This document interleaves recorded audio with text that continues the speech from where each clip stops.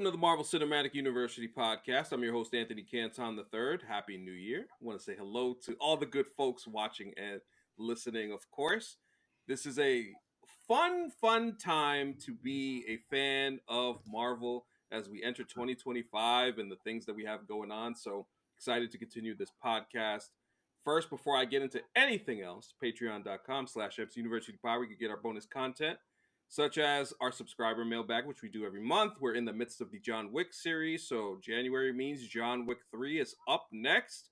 And if you want to get into the Discord, $3 for that. Get our back catalog of every single episode that we do for that same price. And of course, if you're watching right now, subscribe to the YouTube channel and like, comment, all of those things. And I also wanted to say that earlier today, we released our first episode of our mini series, which will be a big part of 2025, Road to Doomsday. Hunter, who you see right here, which I'll introduce even further in a second, was a part of that first episode where we got into the state of the Avengers. We're going to litter that all over the entire year. So you'll see in bits and pieces of the entire MCU as we discuss that as we are on the road to Doomsday. And with that being said, we will introduce first the super producer, Jake Christie. Jake, how are you? I'm rusty, bro. Jesus. I'm doing well. Excited to be recording it's the first recording of the new year, not the first episode of the new year, but the first recording of the new year. Happy 2025. I'm not gonna be one of those people who's like, oh, this year's gonna suck. We're like, yeah, it might suck, but whatever. I'm coming in with a positive attitude. I agree with that. I think more so than anything else, I think we should come into this year and have as much fun as we possibly can, because you never know. So nonetheless, we continue on, and as I alluded to earlier, our pal Hunter Radesi is here once again. Hunter, how you doing, sir? I'm all right. As per usual, I'm happy to be here. I'm feeling a little under the weather today, so if my nose sounds a little stuffy, I apologize. But otherwise, I'm pumped. Awesome. And what we're here to discuss is the entire season 3 and the final season of the animated series What If. And it's funny. So I missed the season 2 discussion that you two had last year. And I think initially when I think about what season 2 was, I said, "Oh, this is a step up. This is an improvement over season 1, even if some of those inconsistencies and issues of the first season still kind of remained." I think the biggest thing that I take from this season 3 as it finished, oh, this was the best season of the show. And at least they finished it strongly. And so before we go episode by episode, I want to get each of your guys' general thoughts. Hunter, I'll start with you. What did you feel generally about this season of What If? I think my main takeaway from this season specifically is how much stronger episodes seem to feel, or at least how much more fleshed out this like multiverse seems to feel when the show is allowed to use characters and concepts from like post Endgame as well. I think that was something that probably hurt it a little bit in the first two seasons. Was going back to that, like, with this big connected universe, they have to wait to use certain things until other things are introduced. And like these episodes were written forever ago for seasons 1 and 2, and then they were made, years later. And I think with season 3, it's very clear that they were allowed to be a little bit more creative and have a little bit more fun with like who they could use and, what kind of stories they could tell. I think in large part because it exists firmly in that like post Endgame phase 4 or phase 5 world. Like I think it was really refreshing getting it was 1897, forgive me, I don't remember the exact year, but the like old school Western episode and getting to use 1872 to be exact. 72. And getting to use like Shang-Chi and like Kate Bishop Hawkeye was like, that was such a cool concept because, I like if that episode happened in season 1 or 2, it would be like Captain America and Bucky, and we would just kind of like, it'd be like the same stories we've seen, but just with like a different skin. So I thought that made it a lot more interesting. Yeah, I would tend to agree with that. I feel like, if anything, some of the issues that, especially season 1, because I felt like season 1 was very, I think besides the Star-Lord T'Challa episode, more so than the rest of them, that was like the one episode that felt really fresh and different. The rest of them kind of, they had some high points, and we can talk about the action later. I think that is something that they excelled at in the show a lot. But just generally speaking, over the first 2 seasons, there weren't a lot of those, I would say, high points and like, oh, this is actually cool type moments, as opposed to what I see in season 3, where we got those types of moments. So, Jake, how about you? What did you generally think of this season? I mean, I still have the same general complaints about the show. I just don't think I'll Mm-hmm. ever jive with it in terms of its approach to like how it kind of feels, how it simultaneously has episodes that are completely like, what if these characters were somehow in 1872, and then it also will have episodes like, what if this character made one different choice. And I understand that those technically can exist, but I wish that there was more of a fleshing out. But the problem I'll always have with the show. I think that Mm-hmm. Hunter's absolutely right that being able to use the breadth of characters makes it feel fresh, and it makes it feel like it doesn't exist in the confines of just like painting around the edges. Like, it doesn't feel like it has like the problem that Star Wars has had for a while, where it's like, instead of expanding it all, it's like we only can just paint in the empty areas. Like, that's what it felt like a lot of What If season 1 was, and season 2 would just also to an extent. It's like we have these like edges we can paint around because those are like open, but we can't expand things. And I feel like they really did a lot of work to expand stuff. I feel like the last two were like, they kind of made it more of a cohesive story. I think there were a lot of strong points of that. I think that they tied together the theme of the show, because I think that it's always kind of annoyed me is when people are like, he's called the Watcher and all he does is interfere, and I'm like, yes, that's the tension of the show. Like, congratulations, a character, his name might not be entirely accurate. Like, great, I'm sure you also think that the People's Republic of North Korea is the People's Republic. Like, yeah, he does stuff that's not what his name says. And so I like that they paid off that. But I do think that like it still does have the same problem of like the having the cast of characters. I'm still like, is this really what we're going Yeah. with? And it just feels like, I'll just say it. I was saving this line for a bit, and I don't think I'm the only person to say this, but I love Haley Atwell to death. Captain Carter is an interesting plant. It's just, I just, I think that she's emblematic of an issue the show has. Not just her specifically, but like the insistence on doing stuff like that. Yeah, anyway, but that's my general thoughts. Well, yeah, we could definitely dive into the Captain Carter portion as we get to her main story later. Let's start with the first episode, which is what if the Hulk fought the Mecha Avengers? I will say this right off the bat: this was the weakest episode of the season, and I think it's just because, and it's funny in the mini series that we're doing, Road to Doomsday. Check that out. Jake was bringing up one of his more interesting characters, and that was Mark Ruffalo's Bruce Banner, and I feel like this is kind of just like another version of the Hulk not wanting to come out Mm-hmm. situation. And I don't know why it just didn't land. And then also it's it's animation, I know, but somehow we're gonna talk about Anthony Mackie in a month, and we're gonna get into that.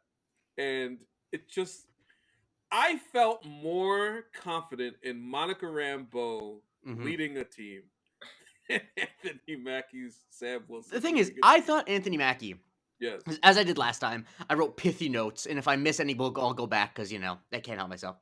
But I felt like in the scenes where it's Sam Wilson and Bruce Banner talking, I feel like Anthony Mackie's not bad, but I think that he's kind of abysmal once he's the leader, which is a problem. Like, Anthony Mackie's always been good at being sensitive and kind. Like, that's not his problem. It's so interesting how it doesn't matter in what form it is. I feel like I come away with the same thing, and I don't know. Is it just me? Like, am I feel like it's not just me. But Jake, you mentioned this. Hunter, give me your perspective on this in terms of, I guess, framing it from the standpoint of not only what did you think of the episode, but also, I think in the sense of how they position Sam Wilson in this one, and I do think it's important that we see him in leadership, a leadership version, because it seems pretty clear they're setting him up to a degree to be that in live Yeah. action. How did you feel like this kind of initial run worked for you? Well, I actually texted you right after I had seen like the very first episode You sure did. because I think I was excited when I first saw it about the general premise, just in the sense that like it was wacky enough that I was excited to see how it would happen. And it was a lot more of like we were just saying before all of this is like, look at all these phase 4 characters and look how insane this idea is and look at just like what you could do with this show. But I think the issue with the episode is they were maybe trying to throw too many ideas around in like a 20-minute episode, and then when those ideas are as big as they are and as like crazy as they are, if they're not as cohesive as you are hoping that they'll be, then it just does quite literally what the episode is like action figures hitting each other. But also, I do like a lot of the stuff with Bruce Banner. Like, I think it's interesting that they almost seem to be pulling a little bit from some of the like Immortal Hulk stuff, where it's like, oh, this Hulk mutation can happen in other ways, and like the psychology of Banner compared to the psychology of Hulk and all of that stuff. I thought that was all really interesting. But it's like that was some of the episode, and then some of the episode was just like, what if Voltron? And then it would just like it all kind of was like battling each other. And then for me, I don't think I had like super strong thoughts on Mackie, to be completely honest with you. I think what I was thinking about with Mackie specifically when I was watching it like the whole time, and this was something that kind of happens throughout the whole season, is it is funny how sometimes I almost feel like they're using What If as a commercial for certain characters who have like projects coming up, right? Like, which is not a bad idea. It's not a bad idea. And we talk about this in the episode that came out today, at the time we're recording this, in Road to Doomsday, right? Like, we talk about that sort of thing. Everyone go watch it.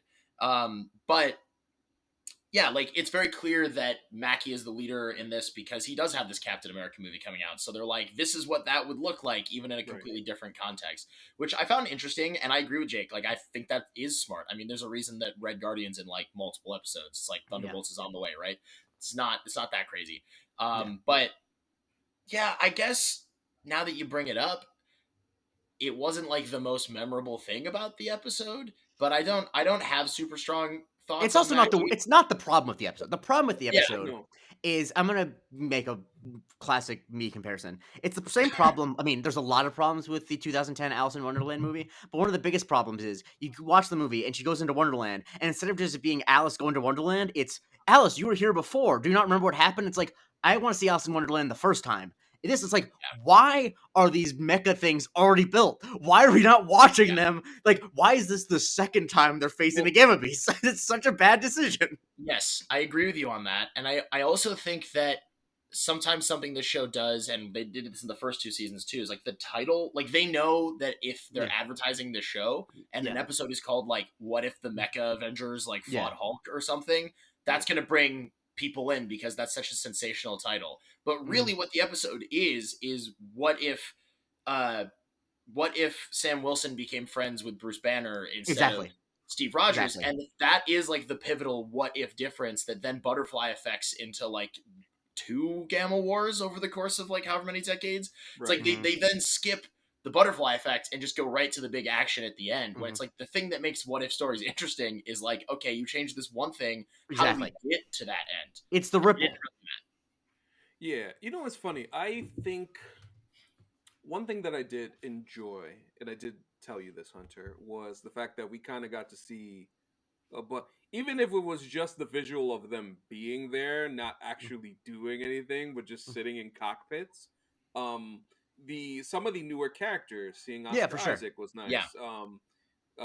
Seeing basically all of the quote unquote new Avengers, it was cool to see in that context. But also at the same time, it gives me the same question that I ask. It's like, man, it would be nice to see these newer characters more, and them being more put on the front lines in live action. But that's where I don't feel like I need to say much more about this episode generally, because it's not. It's just like it's all right. It's a decent start. Whatever. All right, can I run through my notes now? Oh, sorry. Yeah, please. Because Hunter remembers. I just have dumb. They definitely needed a better name than Gamma Beasts. Rachel Weisz said that contract was for 1 season only, Playboy. And damn, New York is getting leveled. I'm screwed. Right, there we go. Episode 2. Wonderful. So, episode 2. What if Agatha went to Hollywood? This is a episode centered around Agatha and someone probably near and dear to Hunter's heart. One Kingo of the Eternals. And this was delightful. This was entertaining. It's one of my favorites of the series. I had a lot of fun with this, just because you put Catherine Hahn in there, and having Kumail there too, and they really had a great chemistry. I really enjoyed it. So, Jake, I'll start with you. What did you think of the episode? I mean, and the thing about the chemistry was, and I don't know if I'm even allowed to use this term, but it was very much a lavender marriage chemistry, which I appreciated. It wasn't romantic. It was very much you get the vibe that they're not interested in each other at all. And I feel like, if people on TikTok watched What If, I feel like a lot of the Agatha people would really appreciate this episode.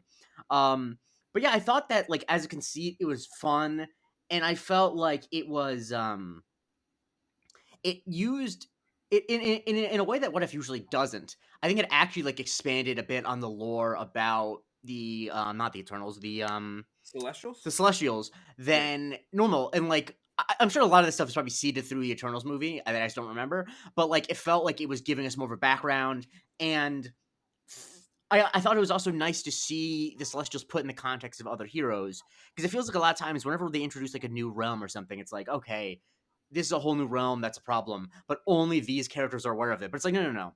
Agatha is aware of the Celestials. She's not no slouch. And so to see that, and then to see in the way that, like, I think the thing that, this is obviously, it's not actually anything like a movie from the 40s. The thing I liked about it is that, like, it never felt like the stakes were super high, and I like that because tonally it was not that. Tonally, you knew it was not gonna end with like something dastardly happening. It was just a lot of fun to see, and yeah, and I think getting people like Catherine Hahn and Kumail, who are not like A-listers who won't phone it in, and also but are also not gonna have someone else do it. Like they're the perfect level. Like they're TV pros. Like Catherine Hahn was a TV regular when I was like 6 years old. Like she knows what she's doing. Kumail knows what he's doing, and so I think that really helped. 100%. And Hunter, how about you? What did you think of the episode? I mean, you already said it. I loved this episode. I was so excited. I was not super sold on when they just released those kind of initial commercials and titles and that early promo. I loved Agatha all along. I love that character. I love Catherine Hahn, and I was excited to see her back in What If, but I was a little hesitant about that episode specifically because one, I wasn't sure what if Agatha goes to Hollywood like meant, because again, sometimes these titles aren't actually what the difference in the timeline is. And I was like, I like this character, but she just got like her whole own show, and I just wasn't sure. So when I started watching it, and then it became apparent to me, oh, this is an Eternals thing. I was so pumped. Again, I've talked about this quite a bit. And Kingo, I love Kumail Nanjiani as well. Like Jake was just saying, they're TV pros. Like Catherine Hahn did Step Brothers, for goodness sakes. Like she knows how to have fun with like a silly role. Kumail is a massive nerd. He loves it. He loves doing it. I mean, the episode came out and he like immediately posted on his Instagram about how pumped he was to be back playing Kingo again. And you can feel that. Like they seem to be really enjoying it. I thought it was so super cool to have like those dance numbers in the middle of it was so fun. Having like Bollywood kind of go up against old school Hollywood was just such a fun idea. I don't know whose idea it was to be like, you know what, two random Marvel characters would go really well together as Agatha Harkness and Kingo, but they were absolutely correct. It was 100% correct. Yeah, and like Jake said, like I liked that it was just kind of like a good time, and like you said, AC, not only did it expand on Celestials and Eternals, it was just cool to see like Kingo show up, and I feel like I'm already have more of an appreciation for that character and an understanding of that character than I do from the Eternals movie, which notably I do like, but it's like that's how this works, right? If you use the character again, we learn more about them whether it's in the main timeline or not. So yeah, for me, this was more proof that they should just use Eternals characters more and really allow them to like actually interact outside of that one like isolated movie, so we can see how they really fit into this world with these other characters. But yeah, it was a good time. Yeah, Jake, you muted. I'm muted. Great producer I am. I have two thoughts. One that I think kind of holds the show back a little bit is that the animation's not great, and I felt like some of the animation on the dancing, I wish it was cleaner. I think it's just a problem with the show, which is it's not. I mean, I'm not an animation nerd, so I can't tell you why it doesn't look great. But I think a big thing that made Kingo a great choice, and why I think Kingo is probably not just because Kumail will do it, but also because I think of the character. Kingo, in my opinion, is the Eternal you can most easily just put in the Avengers, because he has, in my opinion, the most interesting relation to the human world that it exists. Because obviously Fastos, made the atomic bomb, but like that's kind of like silly. But I think the idea of Kingo being like, I'm gonna pretend to be like a bunch of people, different people, and like hide in plain sight, like that is a very interesting concept that of course they can't really delve into that much in Eternals because there's 8 other people that they gotta worry about. Right, and Yeah. Agatha has that great line too, where like they're always trying to play each other throughout the whole episode, and she mentions to him like, "You're not like the other Eternals," because there's a lot of jokes and bits about acting being the world's most noble profession and stuff, but she does kind of have a point that he made a life out of like trying to understand humans, which is actually a really interesting take on that character. So it was cool to see that sort of take center stage a little bit. Howard Stark being a star fucker was just hilarious. He's he was Howard Hughes, which so is why it's great. he was Yeah. so horny for every scene. Just the Oh, way yeah. that it's kind of like the Vince McMahon gif online where he's leaning back in the chair and he's just like, oh my god. Yeah. That was Howard Stark in this episode. Also, the return of Human Jarvis. Yeah. Nailed yeah. it. My notes are that Dominic Cooper redeems himself, because I think I famously said that he's the worst performance in season 1 of What If. I think he phones it in more than anyone, and he's really good in this episode. So Dom, congratulations. I just wrote in all caps, Babylon Hive stand up. Those who know, and then just in all caps, the movies. These are no one said these are not elegant thoughts, but Yes, and I think to both your points earlier, getting to see Arishem and kind of like the omnipotent power of who these Celestials are when Agatha obtains it, that was interesting, because I guess it just leans into how true of the character and how Catherine Hahn plays the character. It's just like, it doesn't matter in what context it is. I just want power. I want more power. I want more power. And it just continues to play out here. So I definitely enjoyed that one. Episode 2, thumbs up from me. So episode 3, what if the Red Guardian stopped the Winter Soldier? I have certain thoughts about this, but Hunter, I'll throw it to you. What did you think generally? I think for me, this one was a little bit kind of how you felt about the first episode. Like, I think that this one kind of was just very meh for me. I wasn't really sure. Like, this one felt more like an advertisement than an actual. When there's only so many episodes in a season, sometimes when there's an episode like this one, it's like, yeah, if you're doing like a 22 episode season and you need it, like, sure, why not? But when you only have like 8 episodes or whatever it is, it's like, there's got to be something a little bit more creative that you could do with it. I don't really know. I watched it and I was like, okay, so they're just kind of doing like a Thelma and Louise, like we're on the run, like buddy cop thing. And like, again, it's fun, but the whole time I was just like, this is for Thunderbolts. And Which parts of Thunderbolts the trailer feels like. Exactly. I'm like, this is a 20-minute advertisement for Thunderbolts. And I felt like it didn't do that much for me in terms of like learning that much more about the characters. I mean, Red Guardian is funny, but like, I almost wish he was a little bit less of a bumbling idiot for a lot of it, because it makes me question, like, how did this guy ever achieve this rank in the first place? Like, what's going on here? Winter Soldier, I thought it was cool that, they show that even if he didn't get to a point where he sees Steve again, that like Bucky really was always still in there. But I think that brings up like, it spawns a lot of other questions, which also might have made for more interesting episodes. I don't know. Yeah, I don't know. I think it was like fine, and I enjoyed like the action sequences were pretty good. Like there were some funny moments, but when it finished, I didn't have too many thoughts about it. I kind of just like went about the rest of my day, and that's the most I could say for it in that. It's so funny when you look at it in retrospect, because the episode that we talk about here and then the one that we're going to talk about next just couldn't be more diametrically opposed to each other in terms of tone, energy, and everything. Yeah, this energy was kind of like straight up nuts and bolts is how I would describe it.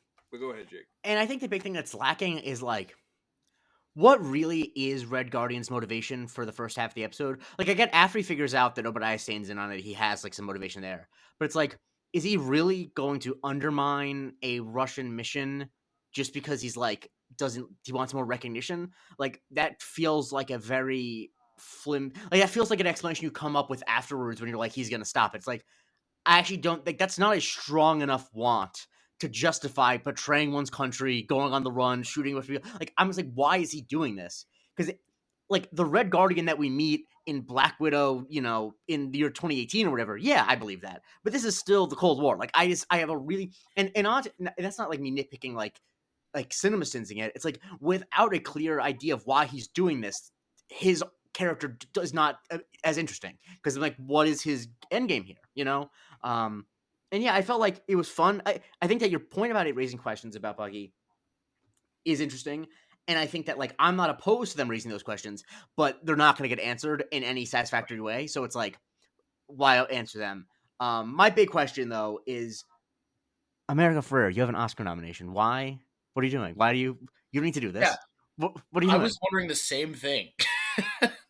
What's going on there? You're an Academy Award. If I may quote Danny McBride, this is the end. You're an Academy Award nominated person. You don't need to be playing Ranger Morales. Like, is she gonna show up in live action? I wouldn't be opposed to that. But what are you doing? Yeah, that was a bit surprising. I almost wondered if that was like because it's animated, like she'd had a meeting with Marvel and they're like, yeah, we'll still consider you for a live action role, but if you're willing to just do like anything to be part of the MCU, we can just let you voice this one-off character. She's done a ton of animations, so like it's not crazy. Like if before Barbie, I'd be like, yeah, sure, why not? Lake Bell did a bunch of What If, but yeah. Anyway, listen, I'm always here for hashtag Wash Agenda Red Guardian, but also at the same time, I think both of you raised the fairest of points. The bumbling idiot thing did go on a little too far. Oh, very far. Yeah, in the way that just. It's like, all right, man. Like, what are you, like, 10? You, like, 10 years old, dog? Yeah. Like, what are you because doing? the whole point in Black Widow, right, is that, like Jake said, he's fallen to this point of being a bumbling idiot. But at one point, he was this, like, gloried soldier. And we see a flashback of him in his younger years when Natasha's little, and he's, like, very serious and competent. So it's like, that's not gelling for me. Yeah. Right. Yeah, so, I mean, again, action sequences, I think, to your point, Hunter, it's the one thing about this show that I actually do not have any complaints about. They do the action sequences pretty good, but yeah, as far as this episode, it's I honestly, it encapsulates everything that I actually feel about the series generally. So as we move on, my two notes I didn't read, by the way, are how does she have jurisdiction? And then I added when she said she's a national park ranger, it's a federal office. I'm like, I think that just applies to the other national parks. I don't think you have jurisdiction in Las Vegas. And also, his fake name of Bob Toledo sounds a lot like Ron Mexico, and they should have just done that.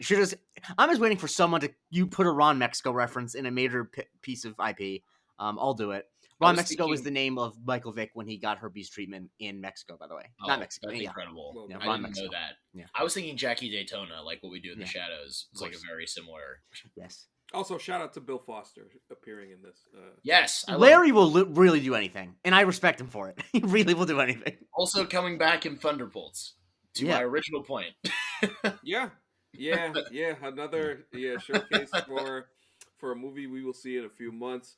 The next episode, probably my favorite.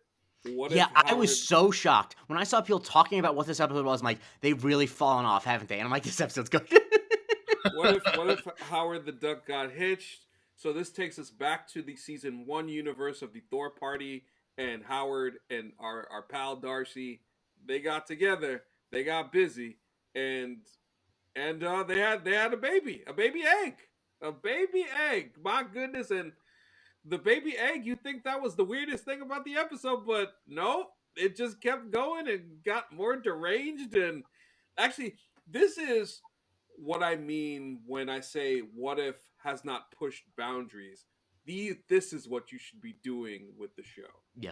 Goofy shit like this, where you have Frost Giant Loki selling this place, and you have them talking about things like couples cliff diving on Vormir. Ebony Maw is making a random appearance talking about vacationing and all of this other stuff. This is what you want to see out of this episode. I had a grand time watching this. Oh, by the way, even motherfucking Hercules shows up. Talking about I gotta get back to an orgy. Like that. No, that was Zeus who showed up. Oh, I mean, not Hercules, Zeus. Yeah. Excuse me. Yeah. But yes, that was perfect. So, Jake, give me your thoughts on this episode. I thought it was just such a fun idea to use these characters as kind of a way of like running through a bunch of cosmic characters, especially ones that haven't gotten much love. And it was very much like a madcap thing. And it's one of those things where it's like you have access to all of these characters, use them in a silly way. And in live action, one, you're not going to get all the actors to do it, and also you can't jump from place to place as easily. But in a cartoon, it's like, yeah, in 22 minutes you can showcase like 10 different armies, 10 different wacky side characters, and just keep going from place to place. And I feel like actually, when I first heard they made an episode around Howard the Duck and Darcy, I'm like, okay, that's a bit dumb. But I think that making it characters that we don't, one, don't have like powers, and two, I mean, Howard the Duck, I assume, has powers in the canon, but for the tense purpose of this episode, he doesn't. And characters that we don't like have a super long history with, like Darcy's been around forever, but she's not someone we know everything about. That it allowed the episode to be much less about their specific backstories, and kind of just played it as like a young couple in trouble. It was played very much like a madcap comedy. You can imagine two comedy stars being like, we have this, our baby, and everyone's trying to get our baby. Like, like it's basically the same thing. And so yeah, I thought it was great in the same way that episode 2 really benefited from having two pros. I think Seth Green, obviously a voice acting pro, and Kat Dennings I thought was excellent. And I think that really also made up for the fact that this episode had probably the most characters not voiced by the people who originally voiced them of any What If episode. Like they're not getting Mads Mikkelsen to come back to do 2 lines. And I think having two strong performances. Salute to Hiddleston for doing it again. Oh yeah, Tom Hiddleston will always do it, and Josh Brolin will always do it. The guy who does the Jeff Goldblum is this impressionist named Matthew Friend, who's really good at impressions. But all of his videos online are him just being really annoying to celebrities doing impressions at them. But I'm like, he's really good at it. But every time it's like, yes, I'm a Jeff Goldblum, and I'm like, okay, yeah, shut up. Anyway, people who know what I'm talking about know what I'm talking about. Hunter, what did you think of this episode? This episode was really interesting for me because I did end up really enjoying it and loving it. And I, similar to you guys, I was really skeptical about just the general premise of like, okay, again, like, why is this the what if that we're doing? That's like kind of a random thing. And also, a lot of things happening about this episode were things that I didn't like in previous seasons, or things that I've had issues with, but they were just done so well here. And I think madcap was the perfect word to use, Jake. Feels like an old Looney Tunes cartoon, or like there's hints of like Charlie Chaplin in there. But this season, as well as like season 2, has a decent amount of like sequel episodes, which I didn't expect this to be a sequel episode either. Yeah. And that was like a thing that I would have issue with in the past, in that, again, you only have so many episodes. I think it's kind of fun to be like, okay, well, let's do all these other different timelines. So sometimes when it's like a sequel episode, I'm like, okay, but did we really need to like keep going more and more with this universe? Right.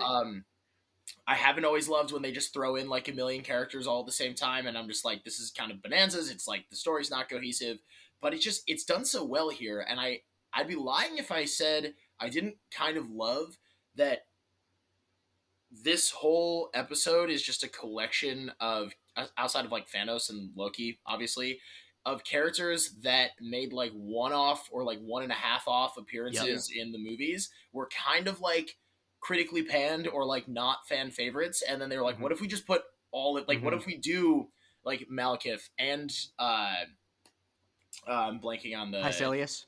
Yes, Hyselius, thank you. What if we have them together? And then what if we have that like inside reference that like Mads Mikkelsen was supposed to play both of them at one point? Like just stuff like that, like putting Laufey. Was not expecting to see Laufey back in like this episode. I wasn't expecting to see Zeus, like you said. Like I thought it was kind of fun, like the range of characters that they fit into the episode, with it being so genuinely like funny and heartfelt. So yeah, I ended up really liking it despite having a lot of concerns. The season has a lot more like in jokes. Even in episode 2 with the Agatha and Hollywood, they have like a whole like dig at the Eternals movie, which I don't like. I didn't love that dig, but like here when they're making inside references, I'm like, it's pretty fun. So yeah, and I thought that like one, every time that they refer to as Mr. and Mrs. the Duck, that's a good joke. Yes, and like the thing that I love too is then they had the bit about nowhere. I realized that they actually never have done that joke before. Like they've never actually done that before. And I guess I feel like just tonally they really knew what they were doing, and like because it's what if you would do some of this stuff in live action, it would be selling out these characters. Like Loki, it is weird to have him act the way he does, but it's not the Loki we know. Speaking of voice actors, you mean to tell me that Canadian actor Colm Feore couldn't come back to do 2 lines as Laufey? Okay, I'm sure your schedule's really busy, Colm. Tom Volland Taylor came back to play Ebony Maw, but whatever. But yeah, I felt like just this is. I wish that the what if cared this little about this is its place in the MCU the entire time. Yeah. Because clearly this episode, they did not think about this as a strategic thing, or it's like, no, this is like a fun thing. Like, what if really should be a show for people who are really into the MCU? And it felt Yeah. like when it's been a problem is when it tries to like be more than that. I couldn't agree with you more. And yeah, this was a great episode. What's funny about how I feel about episode 4? It's my favorite of this season. The next episode, what if the emergence destroyed the Earth? I personally thought that this was one of the best written episodes of animated television I've seen.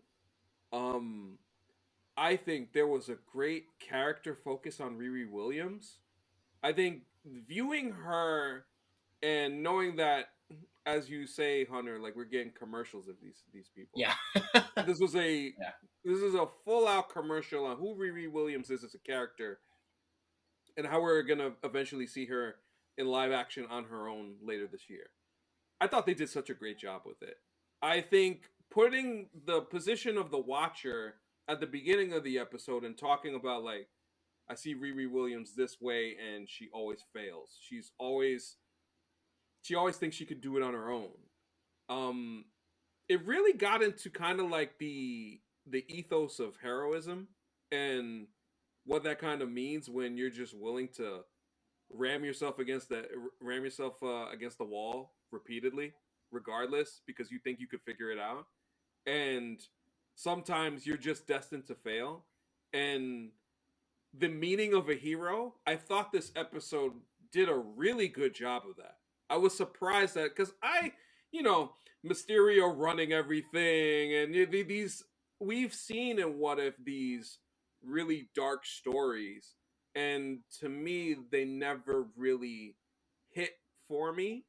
This one did because I think they did a very good job of not only the Riri Williams portion, but adding the watcher in the background, seeing how this goes, and making this a more like overview of what his role in the entire series is. So I thought they did a great job of both of those things.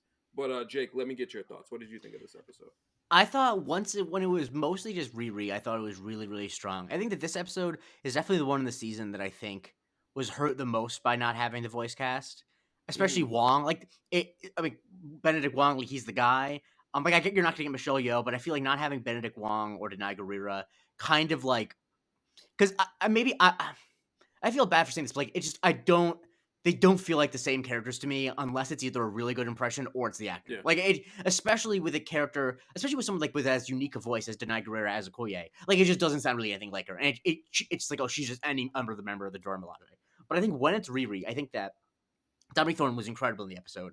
I was really impressed by her voice performance, and I feel like you really. I think the reason why the apocalyptic stuff worked in this one is because she sold it so well, and like Mm-hmm. she was playing into the archetype of we see in so many like post-apocalypse, like the young scrappy person scrapping for parts, and like you got it immediately. And like I don't need to really understand what the emergence is. Not the emergence. Was that what it was? The incursion. What are we dealing with here? No, it's The actually emergence. yes, Yeah, the it's the emergence. emergence. Okay, so I Yeah. thought. I don't really understand the inner workings of it so much, but like I don't really need to because it's at the thankfully, when I turn on the episode, I'm like, okay, if this is all about the emergence, I'm gonna be a little bit frustrated. But it's actually not really at all. It could be any one of the million different world-destroying events in Marvel. And so, kind of what the episode is what if the world was destroyed in Marvel? And I think that that's like a really strong starting point.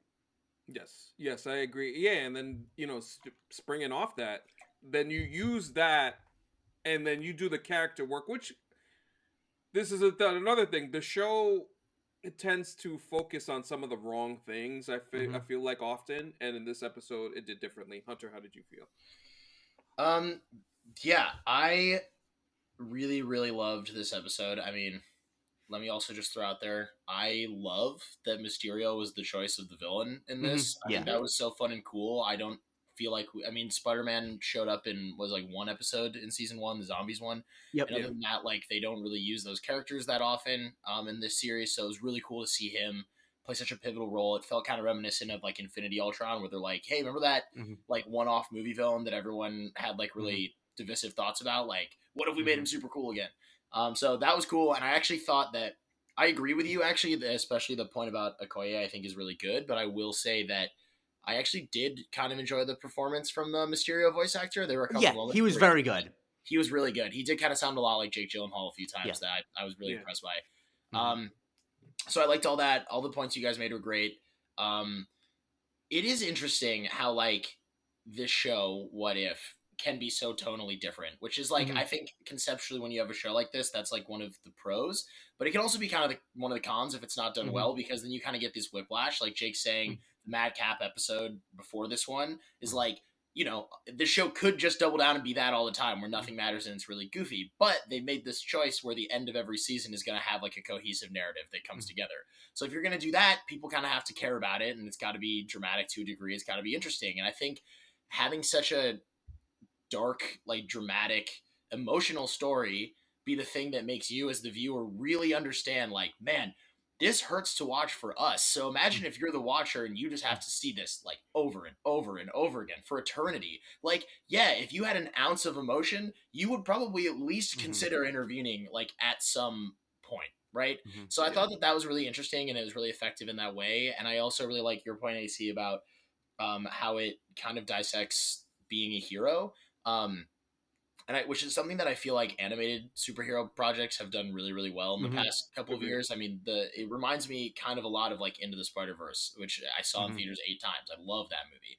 And part of the reason I love that movie, and part of the reason that movie makes me so emotional all the time, is because the whole point of that movie and that character is like, no matter how many times you get hit, you get back up. Yeah. And like, that is what, not even just being like a superhero, but just being like a person is. Like, life is going to beat the crap out of you, but you got to keep getting back up. And it really, really dives into, yeah, sure, Spider-Verse doesn't, maybe it kind of does say this directly, right? But like, the reason people keep getting back up is because they have a reason to get back up. They have people, they have ideas, they have all these things. Like, you have family, whether it be biological or not, that you will fight for a million times over before you let something happen to them. And I just think it's so interesting that like, even just the direct commentary on it, as soon as she felt like she didn't have that anymore, she was about to give up, and all the watcher needed to do, he didn't intervene. My favorite part of the episode, he does not intervene in a way where he steps in and takes out Mysterio. All he has to do is tell Riri, give her a hint of hope. You still have family out there. Like, you still have a reason to get back up. All he does is whisper to her, fight back. And that's it. And then she can still do it by herself. She could do it the whole time. And I just think, I don't know, I think that was really beautiful and emotional. And like you said, it's one of my favorite things that Marvel's done in like a minute, I think, emotionally speaking. But it just really spoke on and touched to something that I love about comic books in any medium and superheroes. Yeah, I couldn't agree with you more. It also, in the commercial sense, it got me more interested in Ironheart. Now, I have my own reasons for already being interested in Ironheart, casting choices, things along those lines, but this, like, centering Riri Williams, because I do feel like Wakanda Forever was just such a emotionally draining movie. Yeah. That you can lose sight of the fact that, oh, Riri Williams showed up in this and was kind of a part of this. This is like a nice little hint in 22 minutes where you could be like, well, there was more than that, but you could put a focus on her, and it's like, okay, this is a nice build and a nice way to look at this character going into her own series later this year. So I thought that was pretty cool. Jake, did you have any notes on this one? Yeah, Disney seriously couldn't get the rights to Easy Bake Oven. That was my first thought. At some point, I forget who it is. I think Wong says a thing about like that's just 7.5 minutes to do something, and someone says like you can't make a hamburger, and it's like you definitely can grill a hamburger in 7.5 minutes. If you're spending more than 7.5 minutes grilling a hamburger, it's probably gonna be a little tough on the inside. And then I noted that the illusion stuff is always great, and it's like it's why Mysterio is such an interesting villain visually. It's just like the bounds of what you can do. And like, you know damn well, every time there's a Mysterio fight, it's like, okay, when it seems like it's over, it's obviously not over. But I think that's one of those. The great thing about that trick is it's a trick that it's still interesting every time you pull it. I feel like it was last year. I think folks would go online and be like, well, Far From Home wasn't that good. Like, just doing the revisionist history on it. And I was like, watch that Mysterio Spider-Man fight. Watch both of them. And then, listen, talk to me after that. Because them shits was fire to me. That's how I felt. Mysterio was awesome. And again, in this aspect, to see him again with those illusionists. Because that's the stuff that threw Riri off. Because she thought she had won. And he was like, nope, sorry, you didn't.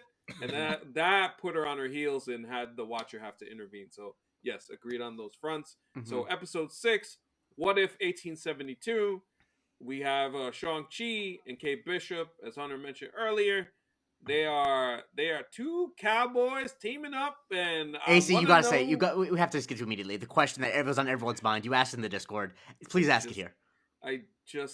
What is Simu doing with that accent? Why? What's he doing? Why did he go there? He doesn't need to do that. He doesn't need to do that. It's so much. I actually really I liked a lot of this episode. He put so much on it. Yes, he and it's so like much on it. It's so nuts, especially because Haley Steinfeld is correctly not doing it because she's like, this is a bad idea. I don't need to do this. It just sticks out so much, and like I think at one point he says some kind of devilry or something like that. And it's like, Simu, you are from Canada. You don't have this in you, and that's okay. I don't have it in me. Fine. Don't they also like explicitly state in the episode that it's not like he was like born and raised in the No. West? Like he recently came from over. China. They actually it's an interesting setting for an episode. Like I think that the problem ultimately is that like this ends up being my big problem with this episode is that the theme it's trying to tackle is way too big to tackle in a cartoon. Like racism against Chinese immigrants in the West is a thing that I think is one of the most interesting things to explore in American history, and I don't think it's really been done super well in any major piece of fiction. This is not the way that Miss Marvel tackled partition. Like it's just really kind of papering over a lot of it. But like there is an interesting thing to play there, and I think that you are taken out of that context, I think, with him doing the accent. Because it feels like he's cosplaying a cowboy. It's like, no, this is a character who's a very interesting type of person. It's someone who immigrated in the 1800s to the Wild West to, like, help with railroads and shit. Like, that's a really interesting character, but it's like, nope, I'm the Ten Rings. It's like, what are we doing? I like to imagine he was in the booth and they kept being like, let's do another take, but maybe this time, like, don't use the accent. And he was like, understood. And then he just kept doing the accent over and over. Nah, it's like if you put a little pepper on something and you're doing the shaker and then the whole shaker just falls and all the pepper goes in. It's like, come on, man. Like, oh God. Now, Haley Steinfeld was excellent because she's a pro with voice acting. Mrs. Josh Allen really. AC put up 2 thumbs up, and he got like a little fireworks animation because I was about to do a whole Josh Allen Buffalo thing. Oh, sorry, I stole it from you. No, I was wildly distracted by AC's fireworks. Confused. I didn't know. Happy New Year, everybody. Yes, cheers.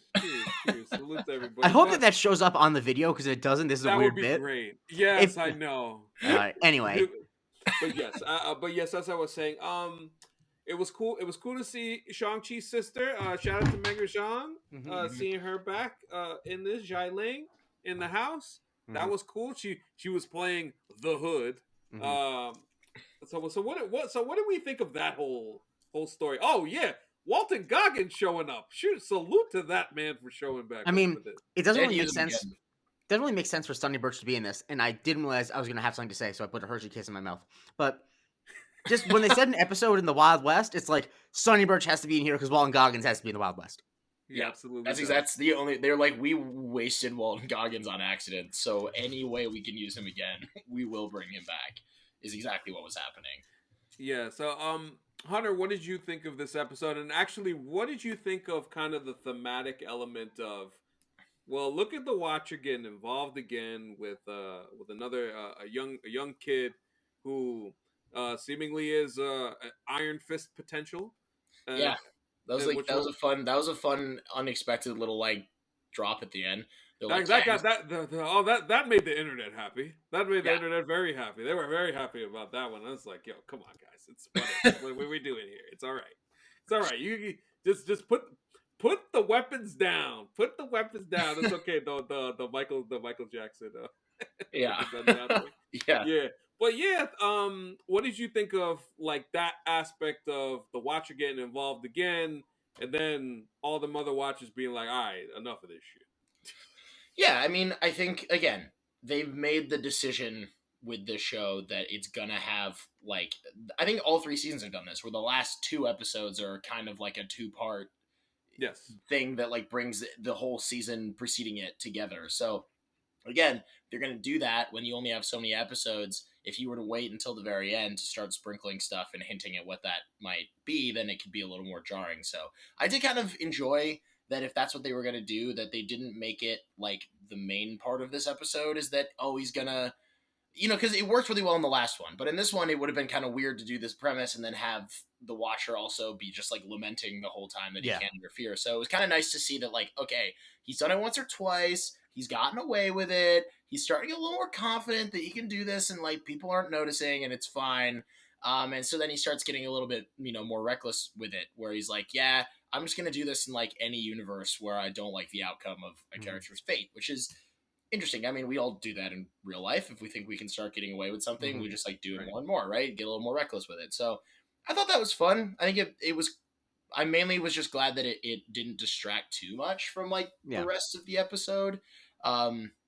Yeah, and then the Iron Fist thing, I really don't. That was so random. That was very interesting. Yeah, it's. I feel like in a lot of instances with this show, like they like to throw like little things in there, and I mean we'll get to it later, but there was another instance of like let's just throw stuff out there and see if it sticks, and I mean what are you gonna do about these certain things? But yeah, overall I think to Jake's point, Haley was awesome. I enjoy her. I enjoy her performance. I think the episode itself, besides Simu's, see the thing is Simu's character choices in the episode work. They're fine. The hero stuff, fighting the hood, struggling with that, trying to convince his sister to hey come back to the light. I like that. The 10 rings thing, making it rings, and like that's a cool idea. I thought that was a really. I was gonna bring that up. I thought that was a really cool idea, and having his like quote unquote superhero name in this universe literally be the 10 Rings was like pretty interesting to me. Some of the stuff that they change in a concept like this, and some of the stuff that they keep, like his sister kind of like defeating this ultimate power, and then being like, actually, I'm gonna take the ultimate power and just kind of like become the thing I was trying to defeat. It was like interesting to see. Okay, this is clearly like a big character trait for her because they're doing it here too. That's I think the most fun thing with episodes like this is like, okay, if we are just gonna make it what if 1872, and there's no real like what if this thing was different. It's straight up just what if it was 1872 for some reason. It's like you can be really creative with that in some ways if you want. Yeah, Jake, you my only note is tell the Norm Macdonald steampunk joke. Oh, right. I'm not a big fan of steampunk, but I have to admit it is the most healthy way to prepare punk. Anyway, episode 8. Sorry, episode 7. Also throwing out that the hood reference is more commercial. Yes. Right. Yeah. Good call. Yeah. We will see that. We will see that in June. Okay. So episode 7, we're getting to the nitty gritty here. What if the Watcher disappeared? So this is where we get the reemergence of Captain Carter. And can I say the intro to this was fucking awesome? Jason Isaacs killed it. Shouts to Lucius Malfoy himself. I said some maybe not even bad things, but I remember I made a comment on the John Wick pod behind the Patreon that he was originally supposed to play Winston in John Wick, and like that would have been bad. It still would have been bad, but I want to make it clear: Jason Isaacs is a pro, got a great voice. He honestly killed it these last episodes.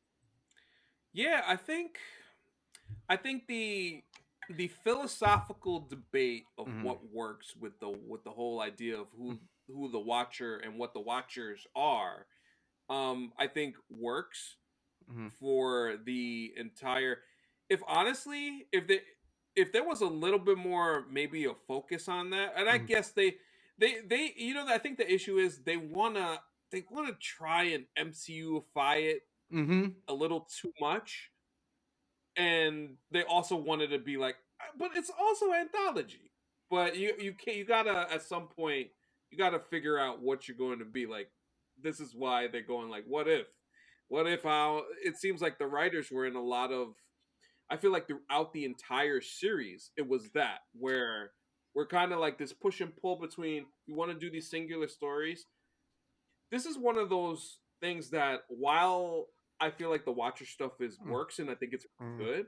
I also think that the series would have done better if it was just anthology stories. I think the way to do it, honestly, is like the way that Doctor Who does their stories. I don't know if they still do it this way, but they did in the Rusty Davies original era and the Stephen Moffat era, where they would they would have like a general outline for like the 12-episode season, and there'd usually be a thing introduced in the first episode, and they check back every like for a few minutes every episode, or maybe just in a couple episodes, and then they'd have a 2-part finale where they really go into it. But all of the other episodes were written by like other writers that did it by themselves. Sometimes they get like big writers, like Neil Gaiman wrote a couple episodes, and like I almost wish that they could be like, hey, all the writers in the Marvel stables, like Eric Summers and Chris McKenna, you get to write a What If episode. Jeff Loveness, you get to write a What If episode, and then get comic book right. Like I almost wish that you could have like completely different tones, and then you can go back and like add the stuff as you need it. But like I feel like this show is actually like, if you're going to do the anthology thing, I think it's actually like not. I actually don't think you want it to be from a singular voice. I think you want it to be very much like you get all the big all stars of Marvel, and they get to pick. Because that'd be like a selling point. It's like, oh crap, we get to see what this guy's What If episode is. Like I think that'd be really fun. But obviously, the series is over, so I can't give notes. Yeah, it is what it is at this point. Hunter, what did you think of Goddess Storm, Goddess of Thunder? We got Birdie. We got Birdie in the set. Natasha Lyonne. Perfect casting. If you said to me, Howard the Duck and a human are going to have a baby, I'd be like, that's horrible. Why would I want to see that? And then you'd be like, that baby's played by Natasha Lyonne. I'd be like, of course it is. Like, yes, absolutely, sure. Yeah, I thought she was awesome in this. So Hunter, just like I guess, give us your beats. Like, well, how'd you feel about this episode as the philosophical debate and the cool team of women? Yeah, I think the philosophical debate is the highlight of the episode because I mean, again, it's what it's been building towards the whole season. So I think that whole like, okay, the Watcher, I think he doesn't start changing his name to Uatu until the last episode, but Uatu, as we all kind of knew who he was, him like sitting down, and you have Jeffrey Wright and Jason Isaacs with their magnificent, beautiful voices having like a philosophical debate about time and eternity and what's right and what's wrong and all that stuff. That is the highlight of the episode for me. I think this episode does though show some of those glaring cons to the is it anthological or not debate.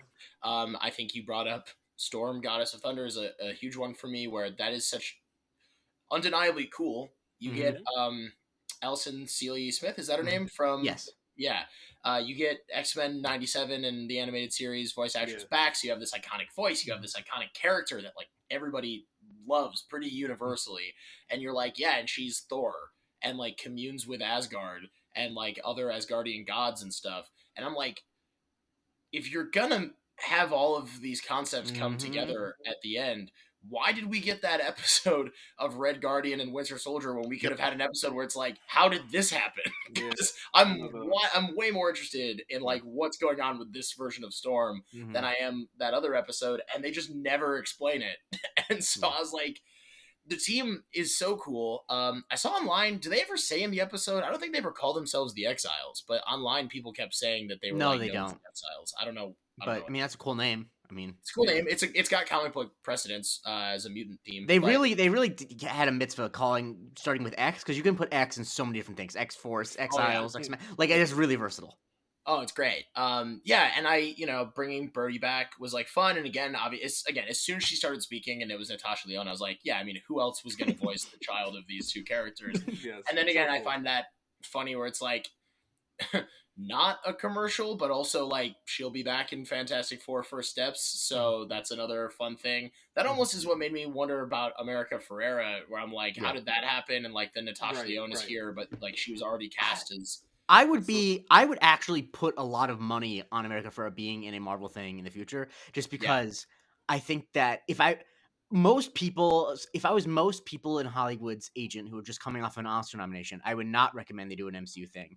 But her, I would, because she's not like a young up and comer. She's someone who like this is probably the highest her career is going to go. No offense to her, and so I think that it'd actually be a good time to cash in. So like I would actually recommend her do like a third lead or a fourth lead in a Marvel thing if you're listening, America. And I'm sure and that's like what made me wonder that. I was like, I feel like Natasha Lyonne was cast in Fantastic Four, and then they were like, hey, we also have this other Yeah. character you'd be perfect for that's like animated. Will you just do this? And she was like, yeah, Uh-huh. sure, why not? Anyone who watched the season 2 recap episode knows that I really love Kahori, so it was really cool to see her come Yeah, back. salute to her. I was excited about that. Yeah, I thought there was a lot of really, really cool stuff, but I think that this episode also does start to show some of the cracks in like maybe like you guys said earlier, focusing on the wrong things in certain episodes, and then later you want like these things to come together, but we didn't have a focus on those things before, so now it's sort of like, okay, but why is all of this happening? That being said, again, the Watcher and the Eminence. Also, the name The Eminence is really cool. Yeah, it's cool. Just generally speaking. It's a cool name. Yeah, cool. I prefer that to the yeah. Watcher. No disrespect. Yeah. Yes. Yeah, and then I mean, throw in Infinity Ultron back and some. Oh yes, how did I forget about that? Recaps position on that. Yeah. Oh man. Also, I thought it was interesting that Infinity Ultron. It's still Ross Marquand, but he's not. He's doing much less of a James Spader impression. Yeah. Which I noticed, and I don't like. He's been there for eons, so I'm like, well, I guess you could say that he. But it's not like James Spader was doing robot voice. That's just what his voice. No, like. James Spader was doing James Spader, which is why I'm a big fan of that performance. Now, and the thing is, James Spader. It's so funny that I understand why he's not, but James Spader is coming back for Vision Quest, so I know. I thought about that too. I was like, I don't know that.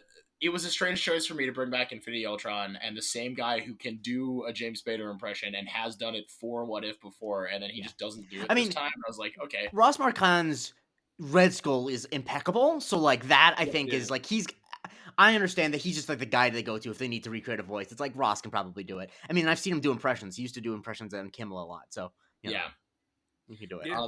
But yeah, and also like I even thought if you wanted to go, oh, he evolved to a point where he's like more the Vision than Ultron now, which is almost seemed to be subtly what they're going for, which I thought was kind of interesting. Yeah, in this episode, they feel like they leaned into the idea of, oh, damn, I destroyed everything, and I got nothing else to do. And he's like, what if Infinity Ultron becomes Infinity Vision? Is kind of what that felt like. I mean, I think it's an interesting idea. I originally was like, oh, they're bringing back Infinity Ultron. Who gives a shit? And but when their way in was like, oh no, he has destroyed every universe he's ever been in. Like, I think that's like a interesting concept of like, oh, of course this is because there's a lot of characters like they want to destroy the universe, but it's like, okay, what do you actually do when you destroy the universe? Right, you sit on a rock and you realize at some point that probably wasn't going to destroy the universe because there's just nothing to do. Yeah.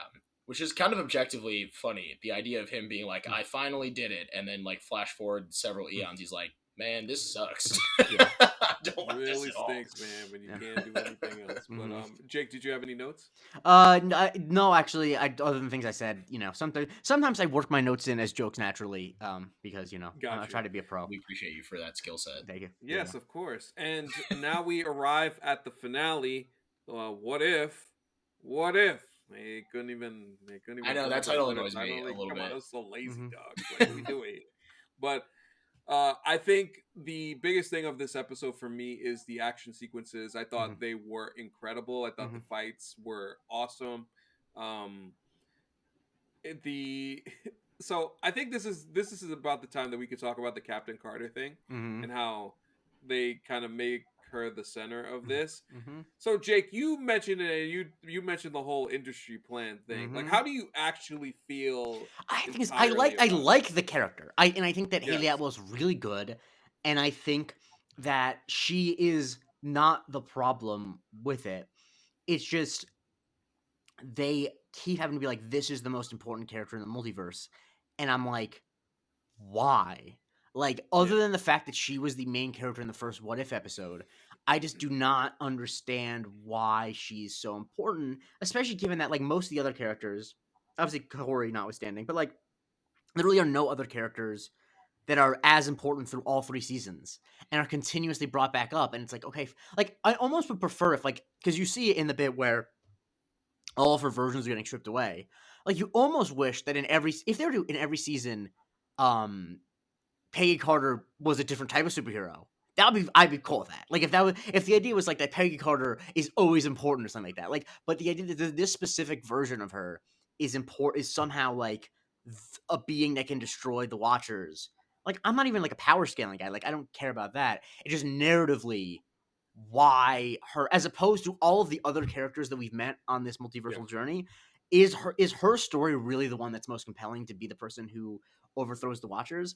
I don't know. Like, I don't really have another great Shoot, alternative. I make the case that in one episode, Riri Williams is way more compelling Yeah. than Captain Carter is. Yeah, For it's so it's just like it just feels like kind of not want to say unfair because these are fictional characters, but it's like it feels unearned to be like, and as we all were saying, like this, and we knew that the Watchers they were going to be put in their place by yup, you guessed it, Captain Carter. And I'm like, no, I didn't guess. Like that doesn't feel natural. Hunter, how do you feel about what Jake said and your aspect of how you feel on this whole Captain Carter thing? It just felt like an idea they had before the show started that like Yes. Captain Carter was going to be this thing, and then they just committed to it. They had already committed to it, and so they were like, we're just going full steam ahead. Like that's kind of what it felt like. Obviously there were several opportunities to change that. I mean, again, they show a picture of, I think it's Peggy looking back at like the past Guardians of the Multiverse, and none of those characters came back. So Yeah. I like they clearly are aware of the fact that they can introduce some of these characters and have them just not show up again. So I don't know. I feel like they committed to this idea that like the Watcher would become best friends with this specific alternate universe version of Peggy Carter, and that would be the thing that ties like all three seasons together. Like it almost felt like they in the writers' room thought, if we don't do this, then the three seasons won't make sense as a cohesive unit anymore. Like at least one thing has to remain consistent. And because they had used her so hard in those initial marketing pushes, they were like, well, she was kind of like the poster child for season one. So if we're trying to get a general audience into this, or if we're trying to make people feel like we had a plan all along, it's got to be her for like all three seasons. That's kind of what I felt like it was. I don't even know if it's because they have this affinity for Peggy Carter. I think that in the beginning they were like, this is like a fun, obvious alternate universe what Yeah. if of a character that is pretty generally well liked by the public, and they just really banked on that maybe harder than they needed to. I would tend to agree with that. I mean, it's not like I feel very similar to Jake in the sense that I like the character. I Right. think the character is cool. I just think there is a certain, and we talk about this with MCU things generally. There's a certain saturation point when you just put it front facing, right in your face, right in your face, right in your face. Um, like if you told me you make Kahori that person, yo, I'm interested. I'm intrigued. Yeah. She has legitimate power, and it felt like to the power scaling points that were being made before. Man, they made Captain Carter like super, super all powerful. When somebody like Kahori, even without the Watcher stuff, yo, Yeah. she has insane power. Yeah, she's I feel like interdimensional. What are you talking about? yeah, that's what I'm saying. Like that's somebody who She's a human tesseract. It's insane. Yeah. like dog, like yes, exactly, exactly. Yeah. Also, I- actually, yeah, to that yeah. point, again, Carter like resists the entirety of the Watchers, like of the Eminence's force or whatever, like Yep. on her own, just by willpower, which admittedly sounds hypocritical for me to say because I was just talking about how much I love the no matter how hard you get hit down, you fight back thing, right? But also sort of like, But it's within not really the reason- same thing. It's not really the same thing. Mm-hmm. So it's like, how does she do that? And then she flies up and hits them with her shield, and it kills her. And then they're suddenly in Strange Supreme's universe where Man, he- she ain't even need to. She ain't even need to Yeah, but die. Like it how- like, wasn't do that. they- It was not that serious. Did I miss It's something? Like, how did she get them there when Yeah, you literally have a Yeah. character in this episode who was a living space stone? The thing about it is that like I've always complained in these movies, and I think that this is the thing I'm sometimes on an yeah. island with, is I think that if the solution to beating the bad guy is just giving more effort, not getting up, but like just like ing more, that is always going to be unsatisfying because it's like, so why weren't they doing that before? Like obviously, yes, there are ways to make it more visually satisfying. Like I think that Spider-Man: Homecoming, when he like lifts the building off of his back, like that's because they show flashbacks and things like that, and it's like he is just trying harder. But like I do actually think in order for the moment to be compelling, you need to understand what is happening that is making all of those versions of Peggy go back inside of her and that she can jump up. Like, what is she actually doing? Is she just trying harder? And if that's the case, fine, but I don't think that that's as compelling. Yeah, I would tend to agree with that. I mean, we've seen throughout MCU history, just interesting ways to defeat villains. The dance to save the universe. Doctor Strange annoying Dormammu to stop in the whole thing, and things along those lines. So that's where that didn't work for me. And then also, I have to say, it's the Kevin Garnett reaction in Uncut Gems, where it's like, if you're gonna give me these like these little photos of these characters, if you're gonna give us the photos, then just use them. Yeah. Just use them. Like, you have these crazy, interesting Scarlet Witch duck. You could have done a whole episode on that, and you're gonna tell me you're gonna show me a goddamn photo and think that's good enough? Come on, man, stop it. Yeah, they throw Ghost Rider in there. What? I mean, I know. I see you saw the tweet of what if Thanos was Dominican. Well, I saw, and I'll show you guys. Did you see the tweet where it's like, the multiverse is infinite, and anything can happen in it. It's like what Marvel chooses to do with What If, and it's this. It's Iron Man. It's Hemp Man. I'll just put that in the. But no, I think that a couple things I do want to point out quickly is one, Yes. we got a reference to our girl Madison. Apparently, in one universe, Yes. the Watcher saved Yes. her. Shouts to thought the of you Watcher. guys. But one of the big problems I have with this episode, and this is, looking, I'm not saying this out of a cinema sins reason, because I don't care about the logistics of it, but it feels way, way, way, way, way too easy for a Watcher to make another Watcher. Like, and I feel like it, and it's easy to the point where it's like, this feels like just a narrative conceit. Like, it's just repeating shit. Like, I actually just, like, don't, the things we're supposed to buy about the Watchers, they mean like a sacred order or whatever, like, it just does not jive at all that they would also make it that any one of them could deputize another person as a Watcher easily. Like, that actually just does not make sense with what we understand about the Watchers, and it, I think, removes a lot of the crazy, like, the elegance of them as a character. Yes. Yeah, I think that's very fair. The Dominican Thanos. Still got me, man. So, do you have any thoughts about what Dominican Thanos would be like? I mean, like, shoot, the Batelios, the Mangu, like, he will be sampling all that stuff for sure. I mean, I can say this. You know that there is a secret family somewhere. There's got to be at least one just chilling. And is it an Infinity Gauntlet? Yeah. Or is it another article of clothing? Is it an Infinity Gauntlet or another article of clothing? What would it be? No, I'm not saying a joke. I'm teeing you up. If is it an Infinity Gauntlet or is it some other article of clothing? Oh my gosh, like nah, he gotta wear. Nah, it might be the shoes. Like, the shoes might have to be a specific. They gotta be a little pointy. And they got the stones on them. Yes, they got the stones on the shoes. Yeah, that's a great point. And then on top of that, like, you know, just to get off of the Dominican part of it, Wolverine Thanos, and you can't give me an episode of that shit. You're really. I feel like this is we keep changing the topic, and then you'll come back with like. Because honestly, it's. No, you're right. It's kind of. It's like, annoying. Like, I don't. Obviously, there's not enough time for them to do all those ideas. Just don't show me it. Or just like renew it. I don't know. Yeah. Or something. No, because well, part of the reason I think that they ended the show is because I mean, they're not going to tell you this, but honestly, this thing wasn't. Well, this I don't think it achieved to me what they thought it would. Yeah. And that is why they decided, because often I think it just comes down to simple things like Disney being like, guys, this multiverse saga thing, like, let's wrap it up.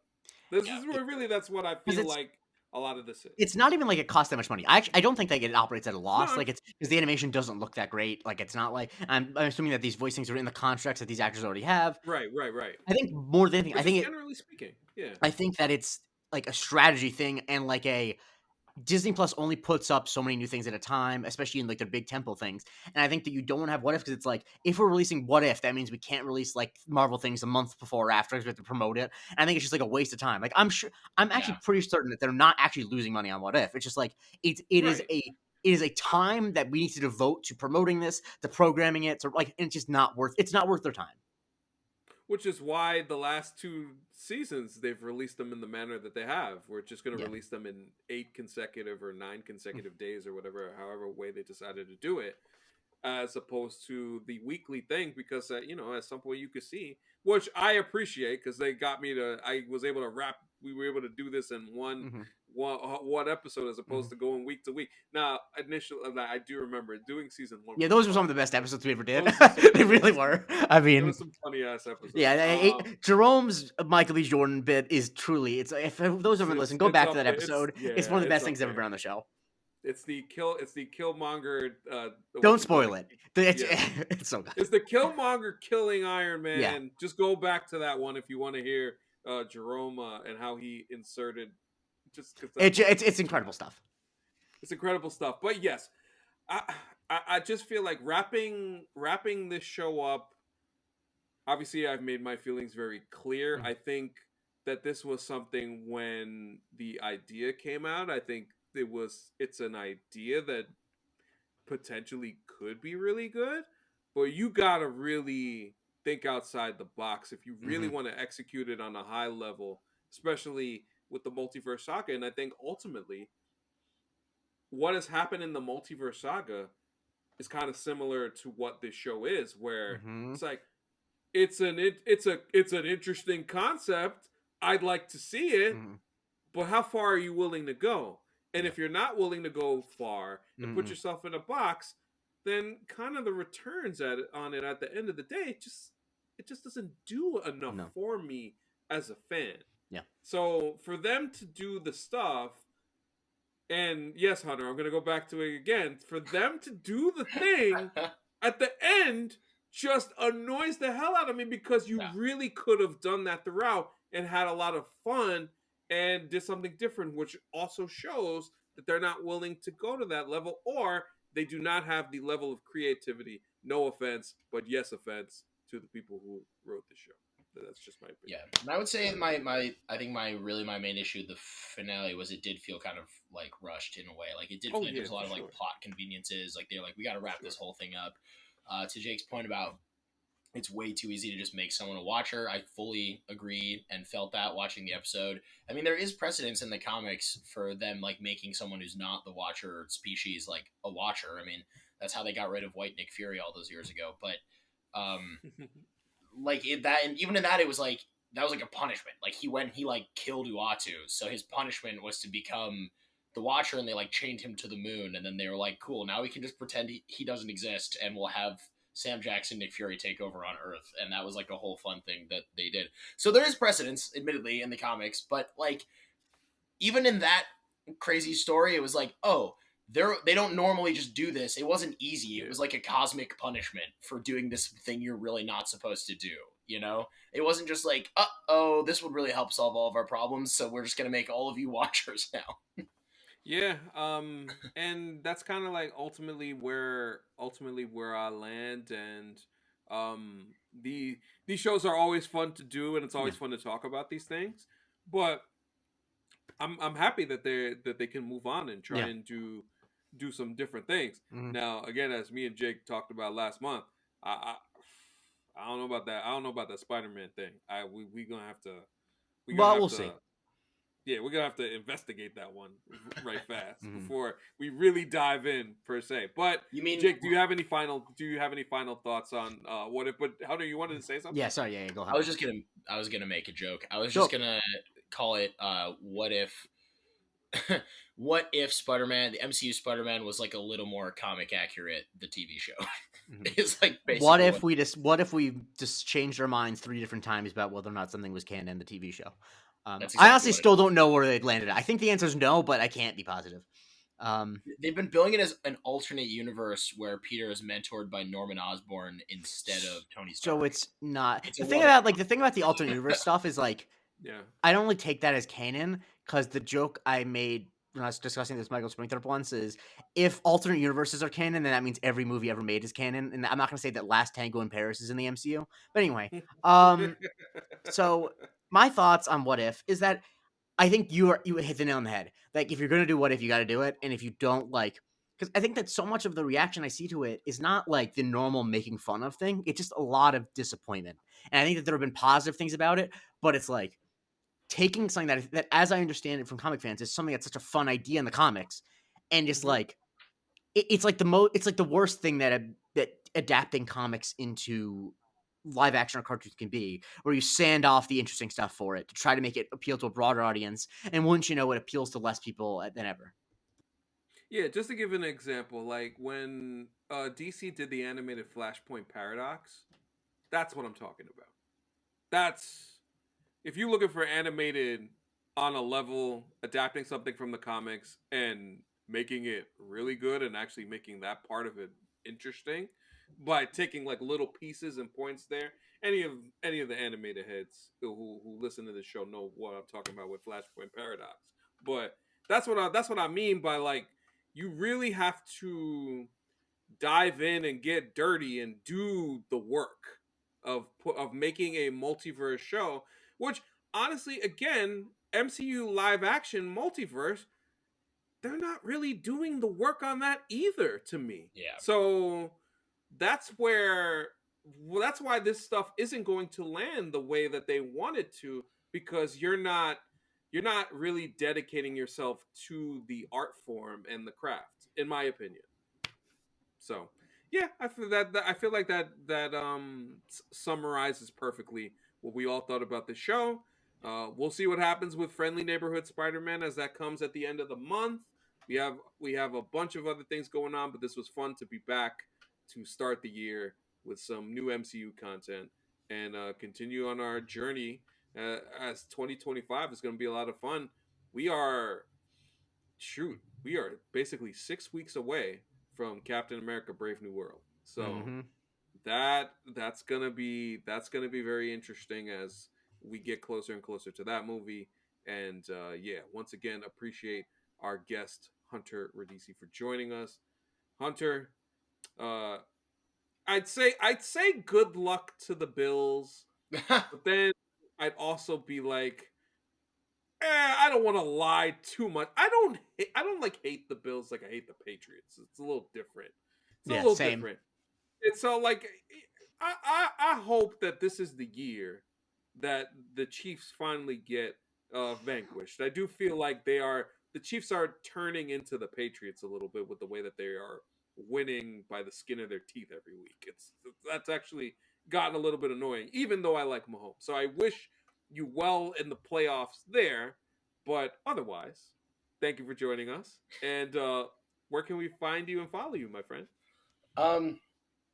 You guys can follow me at HRadesi14 on all social medias. That's HRADESI and then the number 14. And listen, I'm gonna take a nicer approach. Well, thank you. I appreciate the well wishes. And all I'll say is I don't really hate similarly, like I don't hate the Jets in the way that I hate like the Patriots. You should have no reason to ever hate the Jets because we always No, the only reason I have to hate the Jets is Aaron Rodgers. Yeah, I mean, I hate Aaron Rodgers too. I was in attendance at the game.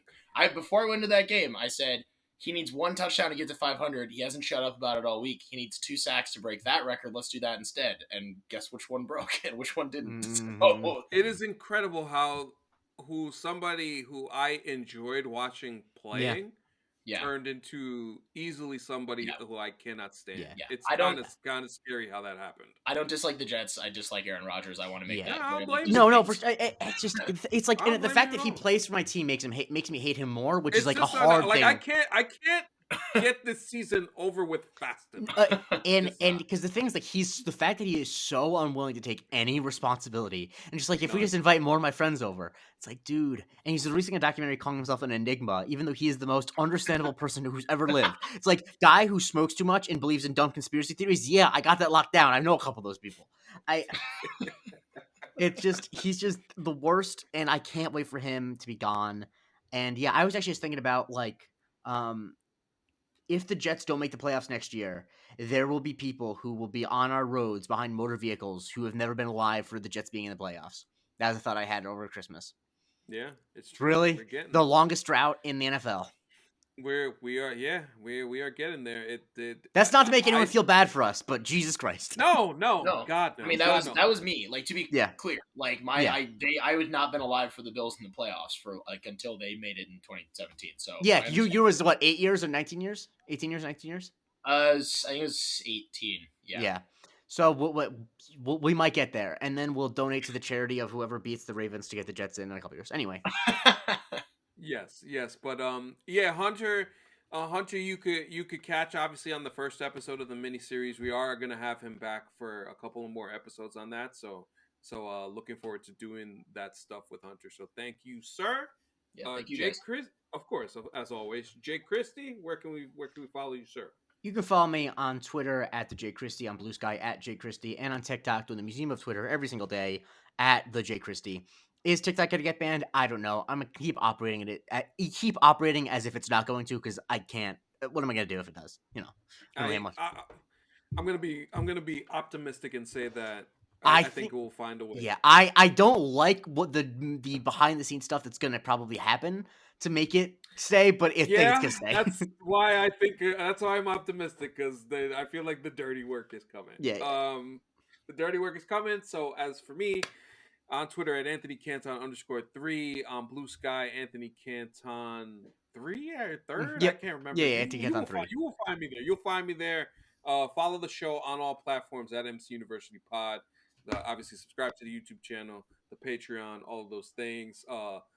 Yeah, lock in with us. This is gonna be a fun year of MCU content. There's a lot of shows. There's 3 movies, and we're doing the miniseries at the same time. So it's a good time if you're an MCU fan, and if you've been rolling with us this long.